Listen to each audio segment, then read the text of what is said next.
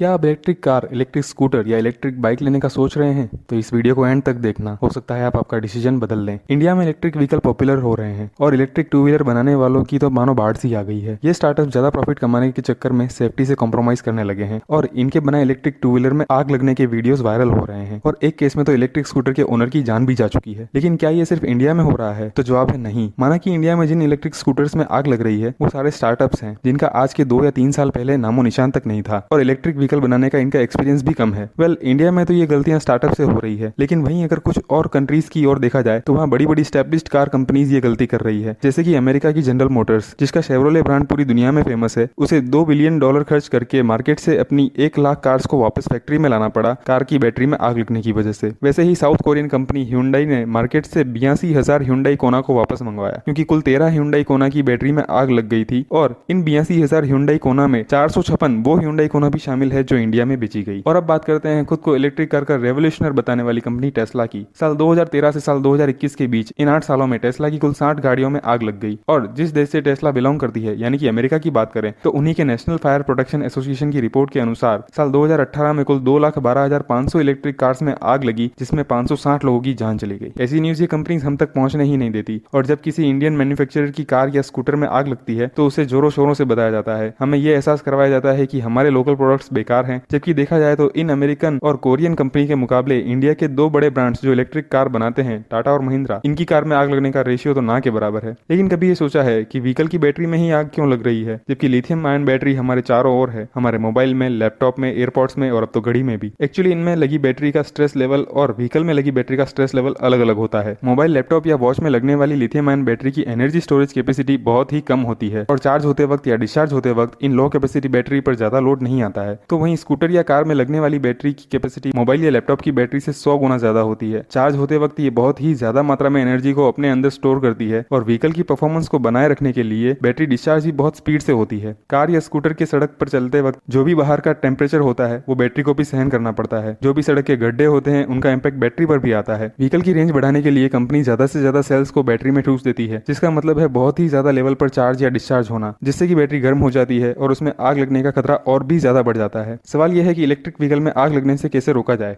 आग लगने से 100% रोका जा सकता है ऐसा तो नहीं कह सकते, लेकिन एक कंट्री है जिसके पास इसका इलाज है और इलेक्ट्रिक व्हीकल को लेकर बनाए गए इस कंट्री के रूल्स और टेस्टिंग प्रोसीजर को अगर फॉलो किया जाए, जो कि पूरी दुनिया में सबसे टफेस्ट रूल्स हैं, तो इन इलेक्ट्रिक व्हीकल्स में आग लगने से रोका जा सकता है। और वो कंट्री कोई और नहीं बल्कि अपना इंडिया है। दुनिया के ज्यादातर देशों ने अपने यहाँ इलेक्ट्रिक व्हीकल्स की इस आग लगाने वाली परेशानी से निपटने के लिए कुछ रूल्स बनाए हैं, जिनके तहत किसी भी इलेक्ट्रिक व्हीकल निर्माता को अपने इलेक्ट्रिक स्कूटर या कार को टेस्ट करवाकर सर्टिफाई करवाना पड़ता है लॉन्चिंग से पहले। इन्हीं में से हम आज इंडिया के AIS 156 और अमेरिका के UL 2272 के बारे में जानेंगे और ये भी जानेंगे कि इंडिया में वो कौन कौन सी कंपनीज है जो इन स्टैंडर्ड को फॉलो करती है। तो आगे बढ़ने से पहले हमारे चैनल फैक्टर्स को सब्सक्राइब करना मत भूलना और अगर वीडियो अच्छी लगे तो लाइक और शेयर जरूर करना, क्योंकि वीडियो के एंड में कुछ ऐसी इन्फॉर्मेशन है जो आपको अपना इलेक्ट्रिक व्हीकल पसंद करने में मदद करेगी। फ्रेंड्स, इंडिया में पिछले साल 2021 में इलेक्ट्रिक व्हीकल्स को टेस्ट करने के लिए नए रेगुलेशन बनाए गए, जिसे कहते हैं ऑटोमोटिव इंडस्ट्री स्टैंडर्ड्स 156। लेकिन इसका मतलब ये नहीं है कि इससे पहले इलेक्ट्रिक व्हीकल को टेस्ट करने के लिए कोई रूल्स ही नहीं थे। रूल्स तो थे और उन्हें AIS 148 कहा जाता था, लेकिन ये रूल्स लीड एसिड वाली बैटरी में चलने वाले व्हीकल्स को ध्यान में रखकर बनाए गए थे और ये इतने स्ट्रिक्ट भी नहीं थे, क्योंकि लीड एसिड बैटरी में आग लगने का खतरा ना के बराबर था। तो आखिर ये AIS 156 है क्या? AIS 156 automotive research association of India यानी कि ARAI द्वारा बनाए गए वो स्टैंडर्ड्स हैं जिनके हिसाब से इलेक्ट्रिक व्हीकल की टेस्टिंग होने के बाद ही उसे मार्केट में बेचा जा सकता है। और ये टेस्ट कुछ इस प्रकार के हैं। वाइब्रेशन टेस्ट, जिसमें बैटरी को एक वाइब्रेशन मशीन पर रखकर उसे वैसे ही इंपैक्ट दिया जाता है जैसा कि सड़क पर चलते वक्त गड्ढों से इंपैक्ट होता है।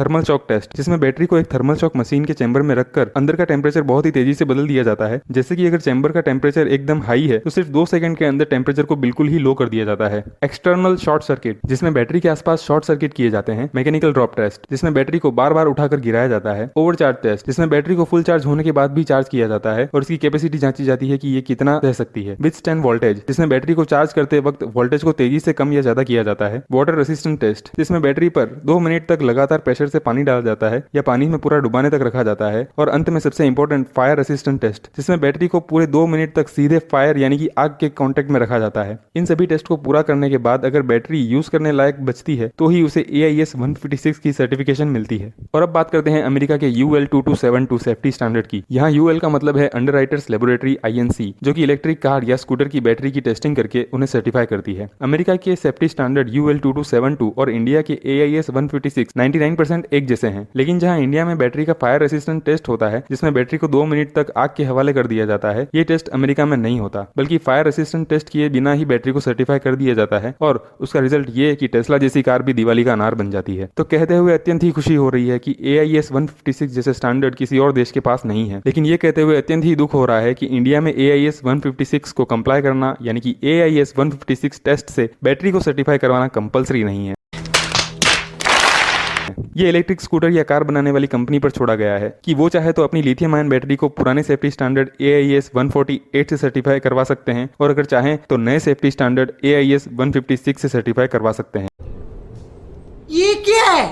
इंडिया में मोस्टली स्टार्टअप्स अपने व्हीकल्स को जल्दी से जल्दी लॉन्च करने और प्रॉफिट कमाने के चक्कर में अपने व्हीकल्स की बैटरी को पुराने सेफ्टी स्टैंडर्ड AIS 148 जो कि लिथियम आयन बैटरी के लिए बने ही नहीं है उनसे सर्टिफाई करवाते हैं और लॉन्च कर देते हैं। लेकिन हम आपको अधूरा ज्ञान नहीं देंगे, हम आपको वो जानकारी देंगे जो आपको आपका इलेक्ट्रिक व्हीकल खरीदने में मदद करेगी। एक्चुअली इंडिया में बैटरी के कुछ ऐसे मैन्युफैक्चरर्स हैं जो अपनी बैटरी को AIS 156 सर्टिफाई करवाते हैं, जैसे कि रेस एनर्जी जो लिथियम आयन बैटरी बनाते हैं और स्वैपेबल बैटरी पर इनका फोकस ज्यादा है। और इंडिया में ये रिवोल्ट मोटर्स को अपनी बाइक RV300 और RV400 के लिए बैटरी सप्लाई करते हैं जो AIS 156 सर्टिफाई होती है। एथर एनर्जी जो एथर स्कूटर बनाते हैं उनका भी यही कहना है कि AIS 156 को कंपलसरी कर देना चाहिए। एथर एनर्जी अपनी लिथियम आयन बैटरी खुद ही बनाते हैं और उनका कहना है कि ये अपनी बैटरी को इंटरनली ही AIS 156 के इक्विवेलेंट टेस्ट करते हैं। फ्रेंड्स, एक और स्टार्टअप है होप इलेक्ट्रिक जिनका पहला प्रोडक्ट है ऑक्सो जो कि एक इलेक्ट्रिक बाइक है हब मोटर के साथ। इन्होंने भी इस बाइक में लगने वाली बैटरी को AIS 156 सर्टिफाई करवाया है और अब ये लॉन्च होने के लिए तैयार है। तो ये थे वो इलेक्ट्रिक स्कूटर मैन्युफैक्चरर्स जो AIS 156 को कंप्लाई करते हैं कंपलसरी ना होते हुए भी। बाकी इलेक्ट्रिक कार या स्कूटर मैन्युफैक्चरर्स के बारे में इतनी क्लियर इन्फॉर्मेशन अवेलेबल नहीं है। तो फ्रेंड्स, ये वीडियो आपको कैसा लगा कमेंट करके जरूर बताना। मैं मिलता हूँ आपको नेक्स्ट वीडियो में ऐसे ही कुछ इंटरेस्टिंग टॉपिक के साथ। तब तक के लिए जय हिंद।